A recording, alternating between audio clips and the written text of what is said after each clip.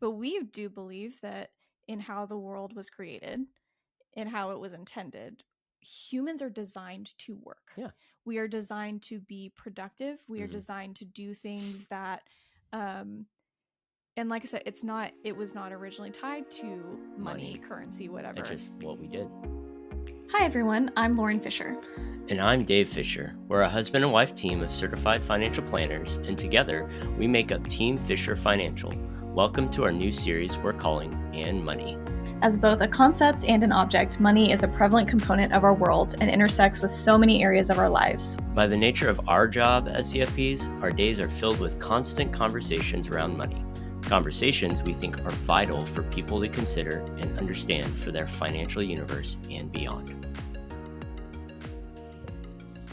All right. Hello, everybody, and welcome back to And Money. My name is Lauren Fisher. I am a certified financial planner along with my husband, co-host, and fellow certified financial planner, Hello. Dave Fisher. And today we are talking about work and money.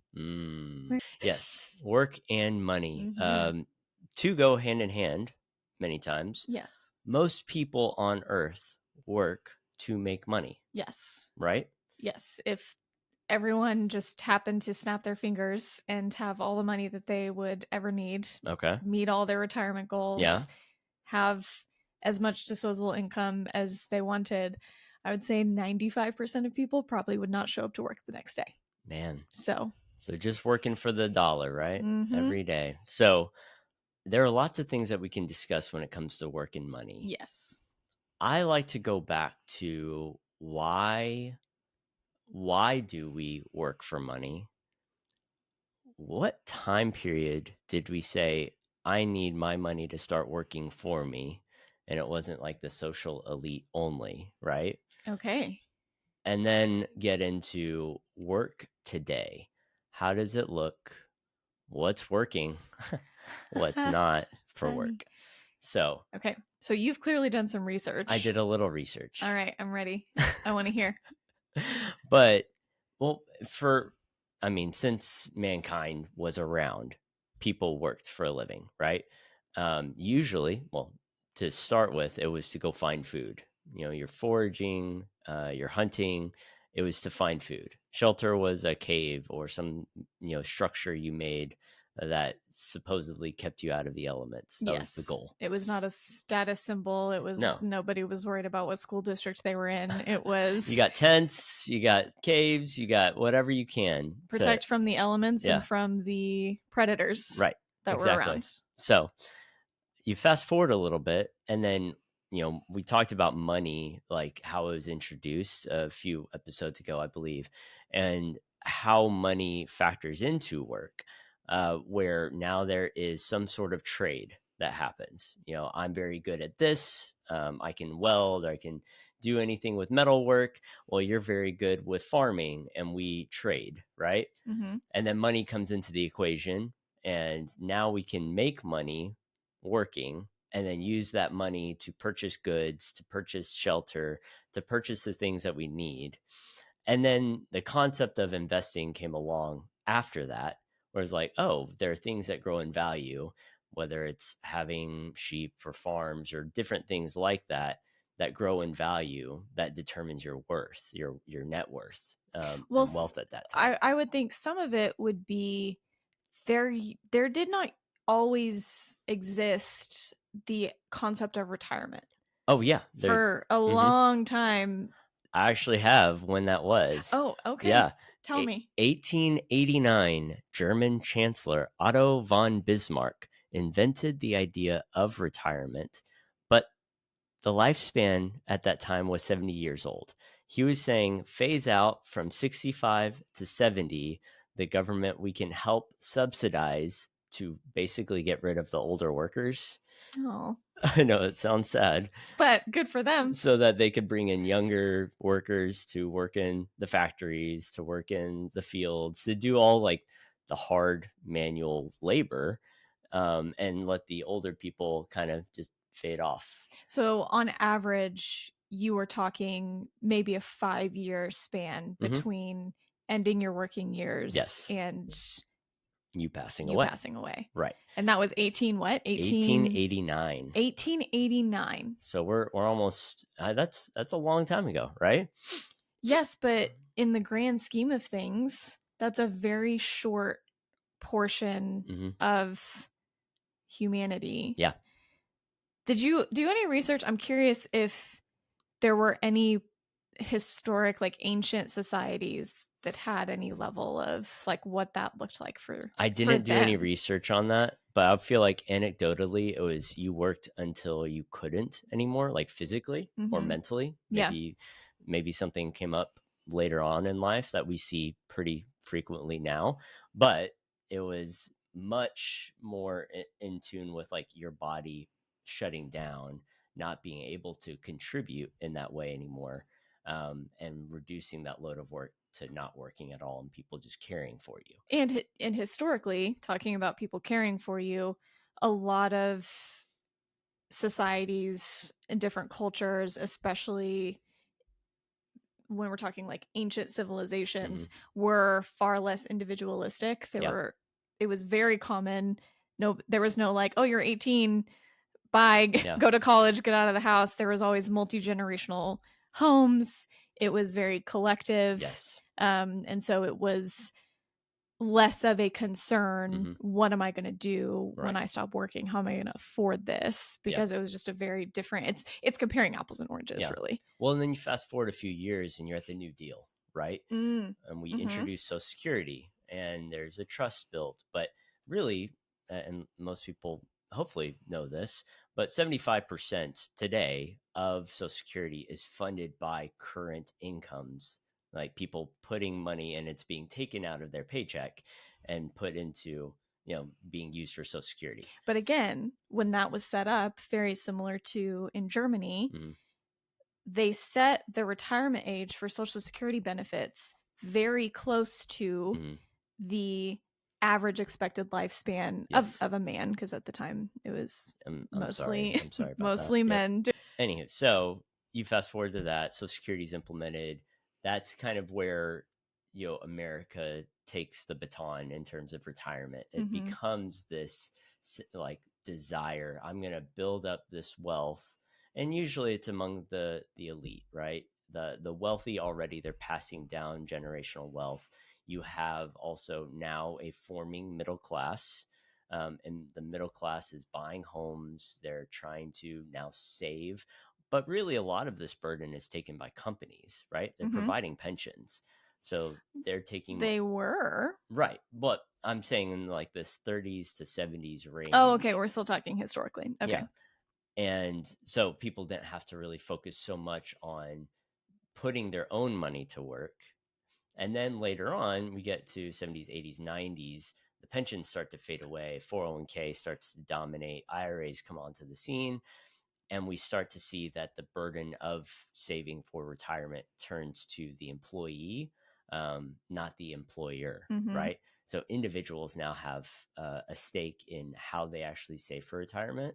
But before this, like, remind you, like, nobody even had a concept of retirement before 1889. It wasn't a thing. It was only the social elite that had any concept of real full leisure time in that way. But coming back to work, like, I think of work in a different dynamic too, whereas there are lots of people, and I looking at data and statistics, lots of people tend to hone in on certain data points when it comes to work. Yeah. What's the unemployment rate? It's 4.2%. That's right always now. a big statistic that economists look at, advisors look at, investors. Yeah. Because it's viewed as a very important data point for the economy. It is. And the number comes from the Bureau of Labor Statistics, BLS. There's a lot of shifting around in BLS right now. We'll get into that a little later. But it is interesting that we focus in on certain data points, as like how healthy is the working environment right now. But if you focus just on that, you're missing a much bigger picture when it comes to work. So I tend to look at things like the labor force participation rate. Okay, wait. You're gonna lose people. I know I'm going faster. Let's go back though, Okay, because we like blew past the retirement social security sure. piece Hmm. of all of it. Hmm. So one thing that has shifted with work, with employment Hmm. numbers, unemployment, when pensions started to be reduced, when companies stopped offering those, when they changed the rules, when they changed the eligibility requirements, Right. the idea of sticking with one company, Mm. like wherever you start working, that's where you work for 30, 40 Yeah. plus years. Yes. And then you retire and you get your pension. Hmm. And that was it. There was no job hopping. There was not a lot of movement into you, just like you climbed the ladder within your company. Right. Partially, and I think one of the big motivations behind that was you lost your pension Yeah. if you went elsewhere. And so as that happened, and there's some debate over like chicken and the egg, which one happened first, which one informed the other, and it's more of a both and because it's a little muddy. But when that started going away, you started seeing more job hopping. Hmm. People, the loyalty that was seen as very important for a worker to have towards their company, that does not exist at all anymore. Well, I think as the company's loyalty went away first, Oh, I and agree. people didn't really notice that, and you'd have recessions and folks were laid off, and Mm-hmm. people had been there decades, and all of a sudden they don't have a job, right? And now they have to go find another job. And some of them, were only a few years away from Hmm. getting that big pension that they'd been promised. Right. Mm-hmm. Yeah. And with the influx of companies going public and stock market prices mattering more and more to people because they're investing in these companies, Mm-hmm. well, the companies had to choose between, and it's not the right choice, but they thought between their employees and Their their shareholders. shareholders. And they Yes. chose, and when you choose the shareholders, there's a propensity to make short-term decisions Hmm.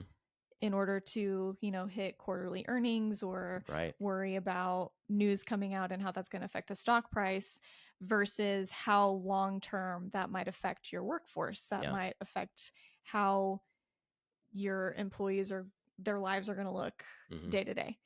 But it's far more common to care about shareholder meetings and stock prices than employees. And what I found really interesting is during the COVID epidemic, like what we found was it shifted. The power was in the employer's hands.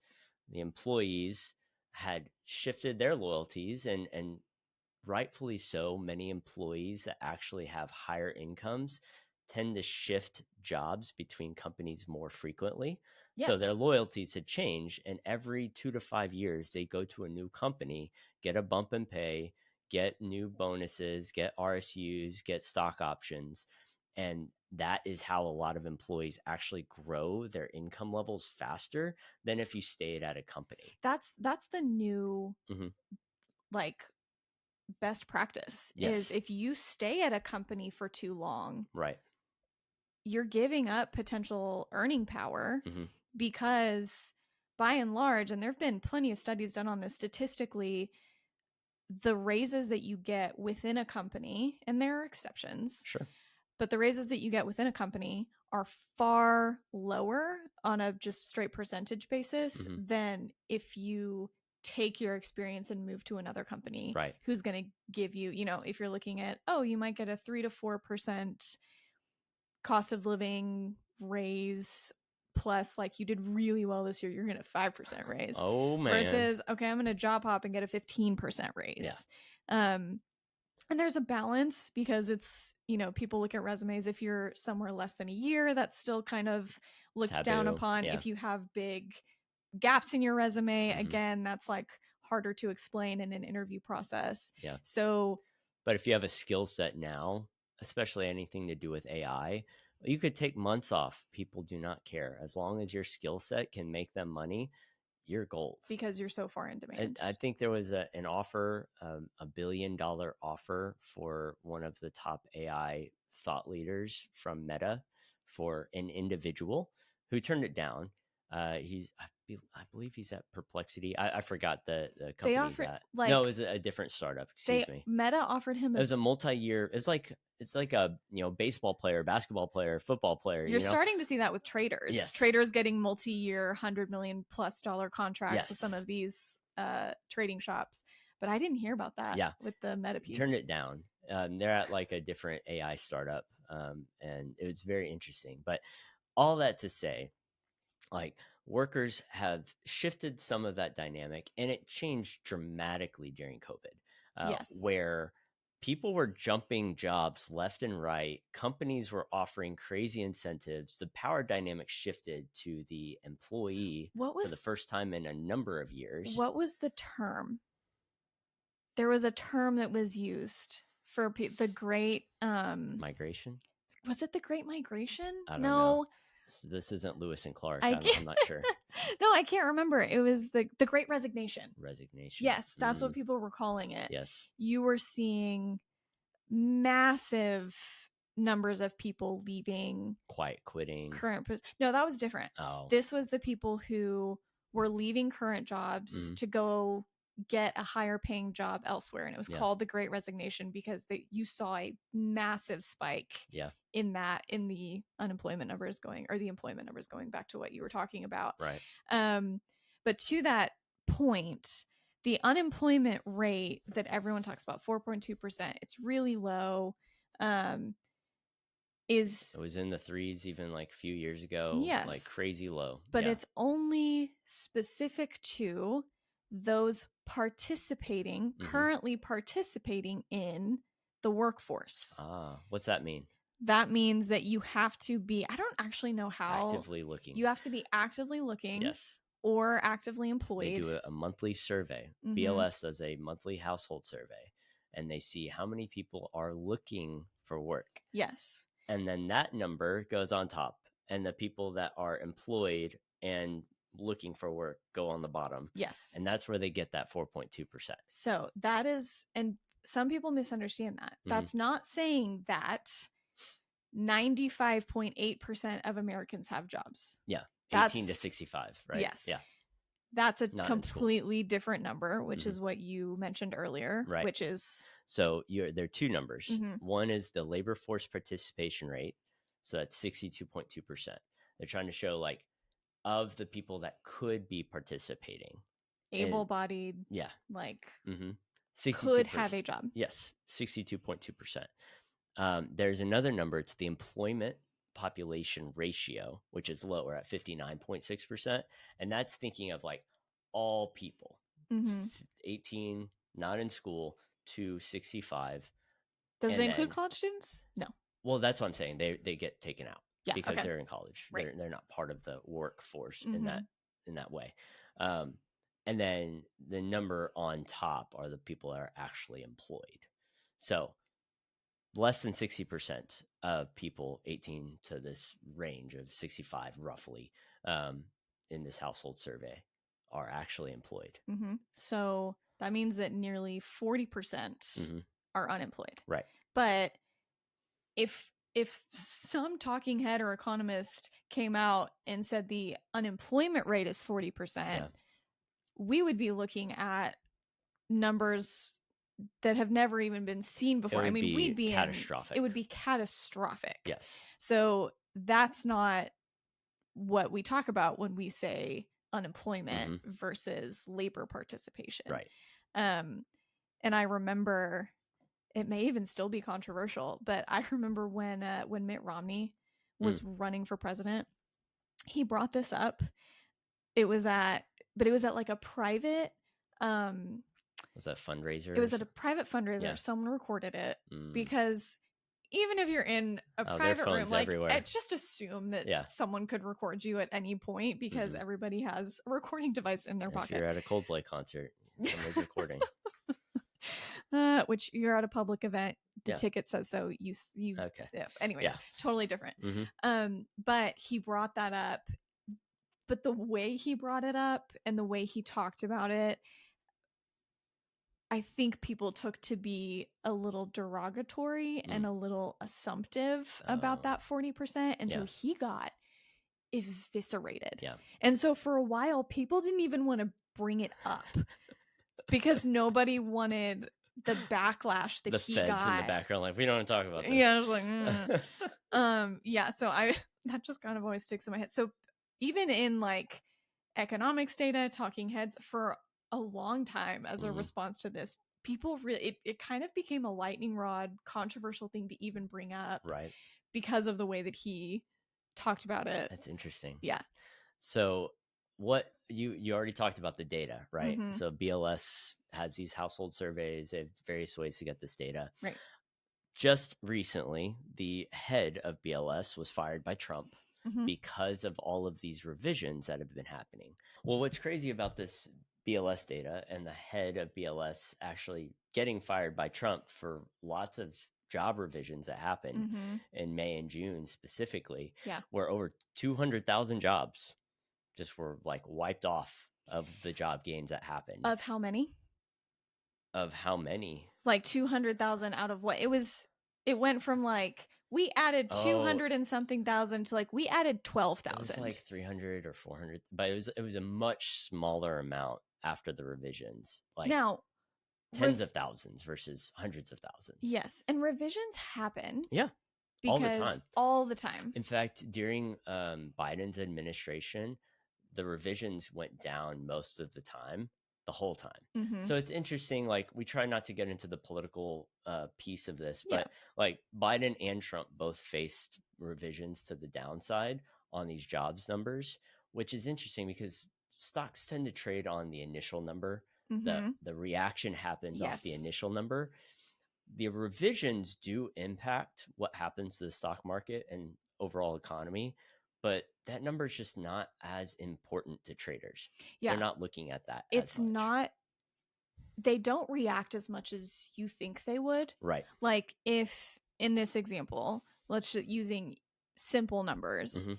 If in the initial data, if it was perfectly correct and in a perfect world, revisions were never necessary. Right. If they had gotten the correct data, Yeah. that say it was only like 25,000 jobs or whatever it was, Oh, the market would have dropped. the market would have dropped a lot. Mhm. But then when the revision came out, it didn't affect it nearly as much as it would have in As the initial like data. the month or two prior. Well, and a lot of people are like, yeah, there are certain people that are like, yeah, she should have been fired a long time ago. And there are certain people that are like, I mean, this data is just not helpful because we have to wait 3 months to get the actual numbers and they're continually being revised. It's just not worthwhile. Well, what's funny about this is that back before COVID, the responses for these surveys was roughly about 60%. Mhm. Like businesses across the board, 6 out of 10 were responding to the survey. After COVID, that dropped pretty considerably. Right now, it's hovering right about 43%. So not even half of businesses are responding to these survey requests. Exactly. So why? it's, I mean, probably because it's not moving the needle for their business, right? It's taking time away from their normal business activities, gets lost. They're not checking their emails. They're not doing whatever they need to do to answer these surveys. Or they just have other things they need to prioritize. They have other things going on. Yeah, Business they're trying to owners make are money. busy. Yeah. Trust me, we work with business owners. They're busy. Yeah. At least the successful ones are. So Yes. what we know is that the data, there's just much less data for them to operate off of. And they're tasked with putting out incomplete data on a regular basis, then going back and revising it. The system itself just doesn't work because you're trying to satisfy two things. You're trying to satisfy speed and accuracy. And they're doing both, but not very well on either. Yeah, that reminds me of one thing I've talked in the past about some business lessons that I learned from my dad, who was an entrepreneur. One being a spoon is never just a spoon, which we've talked about in previous episodes. Another was, if you, and this is pretty well known, but I learned it from him. When you're trying to accomplish anything, whether you have a goal you want to reach, you're hiring somebody to do something, there are 3 elements to it. The speed at which it can happen, Yes, the price at which it can happen, and the quality at which it can happen. And you have to pick 2 and sacrifice the other. Yeah. If you want it done fast and you want it done right, it's going to be expensive. Right. If you want it done fast and cheap, it's not going to be high quality. Right. If you want it done high quality and what's the other one that I missed? Whatever the other, whatever the other Speed, combination quality, is. price. Yeah. So if you want to pay a lot of money and you want high quality, then it's probably going to be slower. Yeah. Our chief architect for supply chain in my previous role at Hewlett Packard, Steve, if you're listening, probably not, but it was very interesting because he said the exact same thing. Our director asked him, hey, I need this project done. Is this possible? He's like, anything can be done. Anything is possible. It's just how fast do you want it and how much money are you willing to spend? Yes. And he was right. Like anything can be accomplished. If you throw a lot of money at it, speed and quality can be part of the equation. Both be achieved. Yes. Exactly. So, but with that, like there is not much quality. Like data in, data out. We always talk about that, right? Yeah. So the data that's coming in isn't quality enough for them to provide any good data outputs. So in some ways, like they need to revamp the whole system. We need to find a way to get more people involved in these surveys, or just find another way to track it because it's just not working the way it is. Yeah.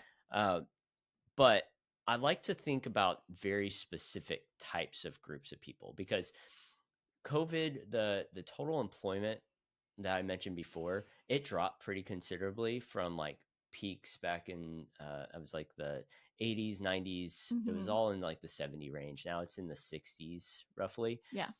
A lot of people are like, well, that's technology, that's AI. Well, actually from COVID, there are a lot of people that were in that like 65, 70, 75 range that decided to retire. Well, we haven't even talked about that part of it, that we have an aging population. Yes.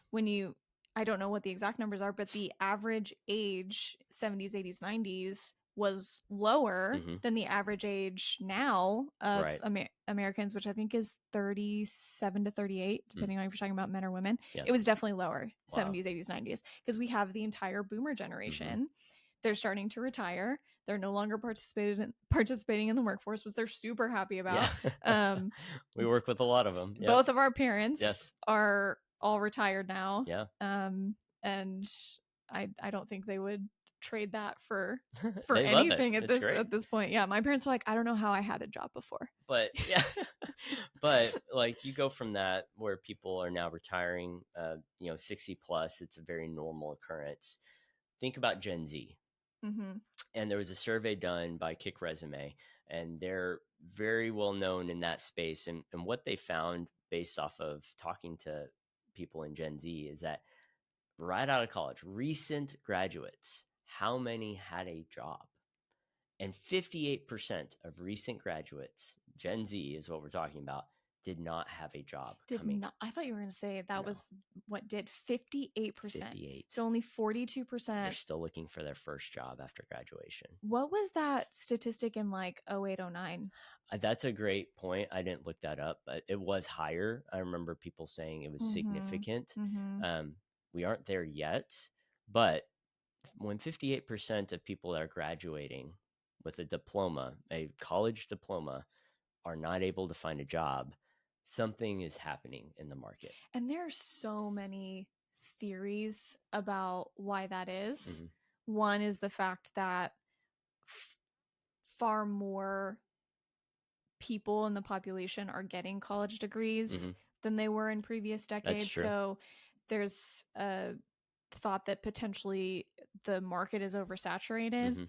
But then on the other side, people have criticized companies for requiring diplomas for jobs that really They don't don't need need a diplomas. diploma Yeah. for, but it's just like the barrier to entry. It's just like if you want a job in any corporate America situation, hmm you have to have Yeah. a college degree. Yeah. So there's like this catch-22 where people are kind of seeing both is like, well, is there an oversaturation in the market, or well, all these young people are seeing like, I can't even get a job hmm answering phones if I Yeah. don't have Well, a diploma. and AI might be taking over a lot of these not blue collar jobs, white collar No, jobs. no, and AI cannot fix your plumbing or your Not yet. electricity or until we're all like the Jetsons where everybody Sure. has the robot made. Yep. Yeah. That's a good point. But, with 70% of the population in services industry, like that is somewhat helpful to think Mm-hmm. about. But white collar specifically has been hit pretty hard with the introduction of AI, with how it's being used to do what were some menial tasks, some even not menial now. It's starting to become a lot more complex that they're able to accomplish. What was somebody's role or five people's role can now be solved by a computer program, Mm-hmm. running simulations, and countless and working overnight and whatever they want it to do, they can have it done. um, so that has really started to transition what work looks like, Yeah. specifically I feel like for white collar individuals, where the value people, and I've read this so many places, the value that people have in those positions now is you are a human being that has critical thinking skills, Mm-hmm. right? You're not a computer. You can't analyze all of this data instantly, Right. but you do have critical thinking skills and you think like a human being, which Mm-hmm. actually gives you a leg up when you're trying to do something for human beings, Yeah. right? Um, but that is shifting the dynamic, and we're trying to see like which industries start to take off, what types of new companies actually become the new Googles, the new Apples, the new you name it, Mm-hmm. and actually employ some of these folks, right? Yeah. They might not even, like, the future employers of the world might not have as many employees because of how they're introduced. And I think one of the pretty significant challenges with that is we talked about earlier. One of the reasons, as pensions went away, hmm as people started job hopping more, as people realized I'm not going to get the salary bumps, the compensation bumps hmm at one firm as easily as I am going somewhere else, I Yeah. think that's going to be even more pronounced Hmm. because companies are going to look at ways to, I mean, all the time, companies, business owners, people who are making the decisions that affect the balance sheet, that affect the stock price, are Right. always looking for ways to cut costs. Yeah. And so they will start to rely even more, maybe to their long-term detriment, but again, we talked, they make a lot of short-term, mid-term decisions Yeah. without really thinking about how it's going to affect the long term. hmm I think that you're going to see companies start to default to relying on AI, Yeah. probably more so than they should, meaning it's going to be even harder to convince companies to give significant raises, even cost of living hmm raises. And you might even see job hopping not have as much of an influence on higher compensation because they're going to be looking at you as an interviewee. Part of what your job is going to be as an interviewer is to convince them that you can do something a computer can't. Right. And because they're going to be thinking, okay, what do you bring to the table that hmm this AI software that I don't really have to pay that much money for, Yeah. and I don't have to give benefits, and I don't have to do a 401k match for? hmm For every dollar I spend here, it's like $1.50 to $2 that I would be spending on you, probably even more, but Yeah. just for the sake of my point. Yeah. And so a lot of it is going to, it's going to be even harder, I think, for people to see upward mobility in their earning potential, hmm which is a huge problem. And it's going to be a feedback loop for employees not being super engaged because for whatever reason, employers want to ignore the fact that what we said at the beginning, people are here to make money. Yeah. They're not here to help you achieve your vision. They're here to make money. Yeah. They want to make money. Mhm. But that does lead me to another thought, is that I think the next migration, there are two thoughts with this. Next migration is happening now, where if people are really jaded by the corporate work world, Mm-hmm. they say, I'm going to strike it out on my own. Already, what, 99.9% of all companies in the US are small. They're small companies. Mm-hmm. Um, 47% of those employed are employed by small companies. Yeah, small businesses. Small Small businesses. businesses run the world. So it's very interesting, because I think the next step will be, and it has already started happening with people doing their side hustles and other Mm-hmm. things like that, but people just striking it out on their own and saying, like, I'm done being the employee. I'm done being the one left holding the bag and being let go when we have a workforce reduction or something Mm-hmm. like that. I'm going to go out and do something on my own. Yeah, one thing. So Gen Z's gotten a lot of flack over the years for they've done surveys about like what Gen Z and what Gen Alpha kids want to be. Yes. And the top answer by far across the board is some sort of like YouTuber, content creator, influencer, Hey. which people only look at that one, and I agree there are issues with that. But if you look at some of the other responses, Mm-hmm. I think the third or fourth highest one for Gen Alpha in a survey that came out recently was entrepreneurs. Hmm. That they want to strike out on their own, be their own boss. Yeah. And the thing about that, and we've talked about this in previous, like that is we're doing that Mm-hmm. right now. Yeah. We're building our own business. It is a eat what you kill environment when you're the one making the choices. You have a different lens when you look at it from a business owner perspective. So it's not for the faint of heart. Right. But I I do think that the fact that more and more young kids are looking at that route says a lot about how we even view work Mm. and what, the assumption 30, 40, 50 years ago of graduate high school, go work in a factory, or graduate college, go work at a corporation and just kind of climb that ladder. Stay That at the was same the company, that get was your the pension. that was the assumption that Yeah. was looked at favorably Mm-hmm. there. And now it's shifted so much in just a few generations to, okay, some of you need to rethink if you want to be a influencer. But I do love that there's a shift towards being more creative, because Yeah. one thing that has built the American economy, and one reason that we are the powerhouse that we are and people have talked about it, is American ingenuity. Yes. And that happens from entrepreneurs. Yeah. That happens through creativity, Critical thinking. Yeah. Which I and maybe it's because of the fact that I'm a millennial, and I'm not entirely bought into the whole like AI is going to take over the world thing yet, because people have said that about new technologies a lot. So we'll I think a little see. differently on it, I but know we yes. do, Yeah. which is fine. Yeah. But I don't think a world and economy driven by AI can keep up with that same level of ingenuity and new ideas. Like I don't know that AI could come up with the iPhone. It'll Like, be interesting to see, because there are different types of AI. We might have an AI podcast, AI episode soon. oh, we should. But there are different types of AI right now. The AI everybody's experiencing through ChatGPT, Perplexity, Cloud, whoever. Mm-hmm. It's all just like information that they're gathering and then systematically putting the next word in front of the next one, in front of the next one, and creating sentences, paragraphs, and distilling an idea through that from Mm-hmm. what it's gleaning from all of its sources, Right. which Wikipedia is actually pretty prominent in it, which is funny. But looking at it from that lens, there are different types of AI that are coming on the scene.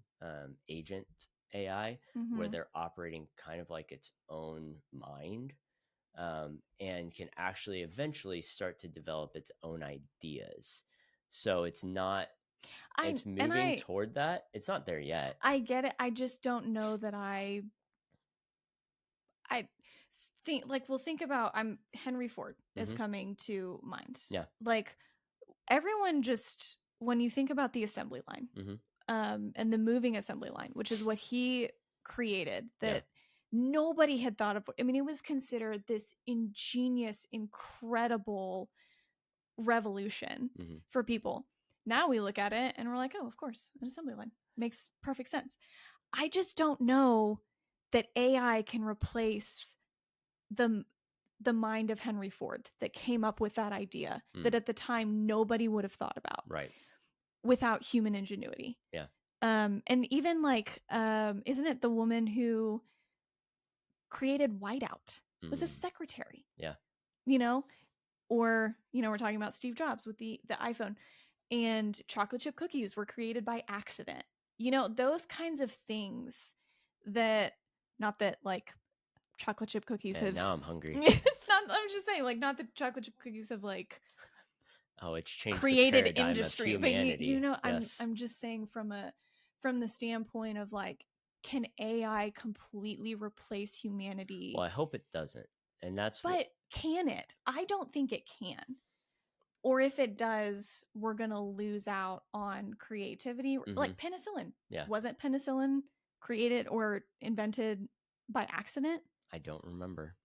I'll look up my penicillin history I'm just after this. But my point is, when we're talking about the importance of work and the importance of that driving an economy, Yeah. and there are just intangible things that you can't feed into Mhm. an AI model or any sort of machine learning, or even the new AI like brains, that I don't know. I don't know that you can truly replace humanity. Like, and we use AI. Yeah. I used ChatGPT a ton yesterday on Yeah. something that I was working on, and it was a great tool, and it helped me get stuff done more quickly Mhm. and helped me be more effective. And I love it, and I think that's great.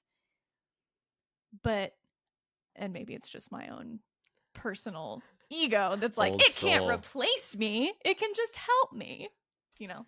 Well, I think that's the hope of all of it, is that it enables us to be more efficient so we can do things that we feel truly matter, that move the needle for humanity, and use our humanity for the good of those around us. Yeah. I think that's what a lot of people would want. Our goal in work most of the time is to make money. So what happens if a lot of that work gets taken away?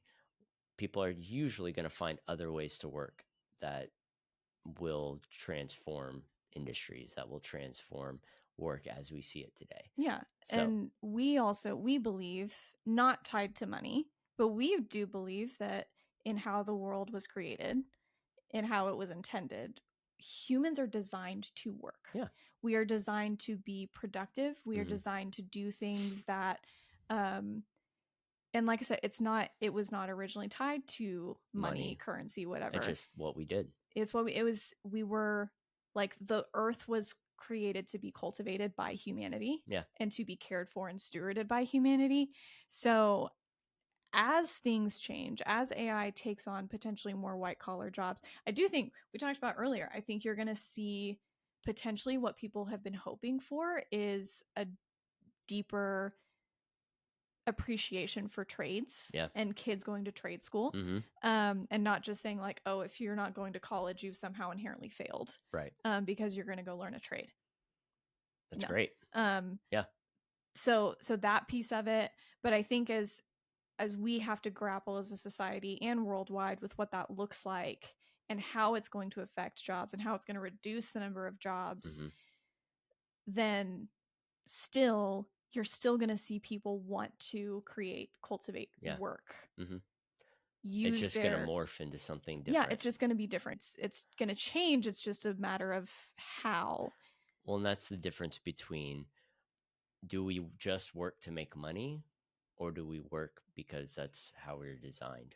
Well, I think you're asking two different Hmm. questions. um Most people work to make money in the sense that like they're not following a passion, Hmm. because that passion isn't going to pay the bills. Sure. um but we all have things that we could do Mhm. as work, not for money, Yeah. but that make us feel like we're accomplishing something. Well, it's like hobbies, right? Yes. Even though people, I feel like hobbies get disregarded too often. Or everyone's like, turn it into a side hustle. It's like, no, just enjoy.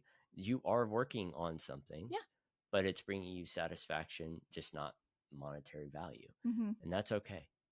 Like, we're all going to be able to work on stuff that we enjoy, using our minds, using our hands to bring joy into our lives, joy into other people's lives. Yeah. And that kind of goes back to what we were talking about in our last episode on dreams. Mm-hmm. That's where there's like there can be tension between parents and kids. We're like, yeah, when you're 5 and you want to be a race car driver, that's fine. And that's cute and that's wonderful for that dream, because we're not going to burden you with like, well, there are only 20 F1 teams and only the best of the best of the best make it, and you have to have a lot of money. Like, we're not sitting there like sitting our 5-year-old down and being like, these are all of the reasons. Actually, you should look at engineering yeah, first. Exactly. Maybe we look at different trades. You like working with fire. How about maybe weld?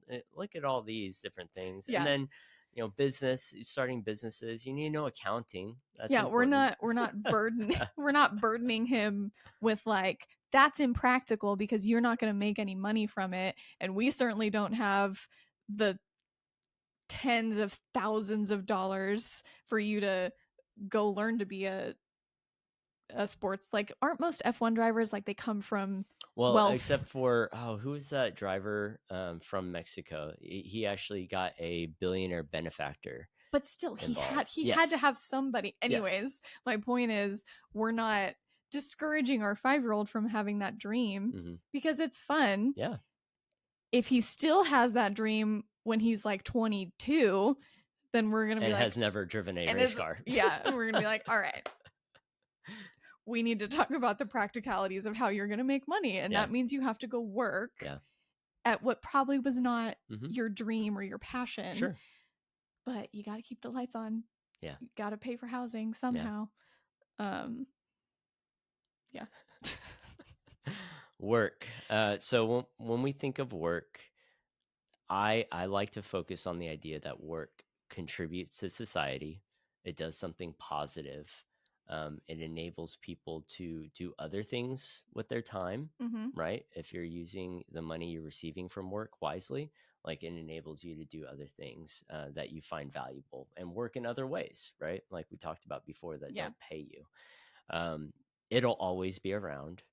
The second that work becomes, what's the right word for this? The second that work is demeaned in any way, and society shuns work, is pretty much the start of that downfall of society, because we are designed to work. Yes. And that's not just like a theory that's been seen throughout cultures. Yeah. As a marker of potential downfalls of societies and empires even. Gotta work. Right. On that note, I had this really fun time talking to you about work and money today. Yes. And we will see you next time. We haven't decided what the next episode is going to be about, but I'm sure it'll be a good one. So we appreciate you joining, and we will see you next time. Bye, y'all. Thanks, guys.